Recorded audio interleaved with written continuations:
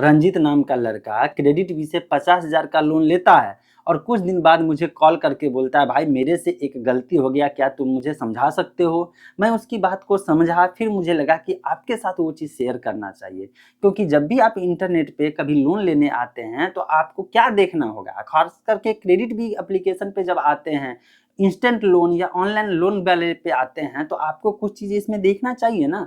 अगर वो नहीं देखेंगे तो आपके घर पे पहुंच जाएगी पुलिस, पहले ही मतलब अकाउंट में पैसा पहुंचा, ईएमआई तो दूर की बात है, आपके घर पे पुलिस पहुंचती है, आपके ऊपर कानूनी कार्रवाई हो जाती है, आप तो फंस जाएंगे ना। क्योंकि इंटरनेट पे फर्जी कंपनी, जेन्युइन कंपनी बहुत सारे हैं। आपको तो सिर्फ यही लगता है कि भाई मैंने लोन अप्लाई किया और जल्दी से जल्दी कोई कंपनी मुझे लोन दे दे, और इस कंडीशन में बहुत सारे ऐसे कंपनियां हैं जो जल्दी से जल्दी लोन तो दिया है, लेकिन पता चला जो पैसा आपके बैंक अकाउंट में गया वो साइबर फ्रॉड का पैसा था, जिसके कारण से आपका बैंक अकाउंट तो फ्रीज हुआ, सीज हुआ, साथ साथ अब आपको जवाब देना पड़ेगा, कोर्ट जाना पड़ेगा, और अपने राज्य में नहीं दूसरे राज्य में जा करके वहां जवाब दीजिए कि वो पैसा आपके अकाउंट में कैसे आया। आप कहेंगे कि मैं तो लोन लिया था, लेकिन पता चला कि लोन का पैसा तो था ही नहीं। इसीलिए भाई सिर्फ क्रेडिट भी नहीं, दुनिया के किसी भी कंपनी का अगर लोन लेने जा रहे हैं, किसी भी कंपनी से लोन लेने जा रहे हैं, खासकर ऑनलाइन जा रहे हैं, तो कुछ चीजें पहले देख लीजिए, समझ लीजिए, फिर जाकर के लीजिए। जिसमें नंबर वन, कितना फास्ट अप्रूवल देता है वो नहीं देखना है। नंबर वन पे आता है कि क्या ये आरबीआई अप्रूव्ड है, उसके लिस्ट में है या नहीं है। आप कहेंगे यार ये कैसे पता चलेगा? देखो, कोई भी कंपनियां इंटरनेट पे जो ऐप होता है, जो प्रोडक्ट होता है, डायरेक्ट उसका अप्रूवल नहीं होता है, उसके पीछे देखना पड़ता है कौन सी कंपनियां, मतलब एनबीएफसी है जिसका आरबीआई का अप्रूवल है, एनबीएफसी का लाइसेंस को मिला हुआ है। तो अगर क्रेडिट बी के मामले में देखेंगे तो क्रेडिट बी जिस जिस से लोन लेकर के दे रही है, सभी के सभी अभी फिलहाल में इस डेट में जिसमें मैं रिकॉर्ड कर रहा हूँ, इस समय में देखा हूँ सबका एनबीएफसी का लाइसेंस मिला हुआ है, मतलब लोन देने के लिए वो एलिजिबल है, वो भी सरकारी नियम के अनुसार। मतलब क्रेडिट बी से लोन लेते हैं और वो जो पैसा आपके बैंक अकाउंट में जाएगा वो एकदम जेन्युइन होगा, कोई फर्जी तरीके से नहीं होगा। पहला हो गया। दूसरा आपको क्या देखना है? रेट ऑफ इंटरेस्ट देखना है, क्योंकि जनरली जब ऑनलाइन एप्लीकेशन से लेते हैं आप लोन, तो ऐसे कंडीशन में उसका रेट ऑफ इंटरेस्ट बहुत हाई होता है।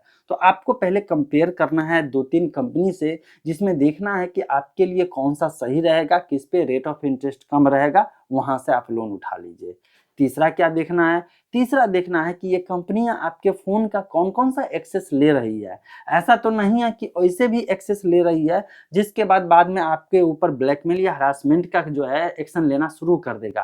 तो ये तो प्रॉब्लम देखा ही जाता है। इसके बाद क्या देखना है भाई? फोर क्लोजिंग या प्री क्लोजिंग चार्ज देखना है। सपोज आपने अभी लोन लिया, अभी आप 50,000, 1 लाख रुपए, 2 लाख रुपए का लोन उठा लिया, आप जो काम करना चाहते तो वो काम कर लिए, अब आपके पास आ गया पैसा।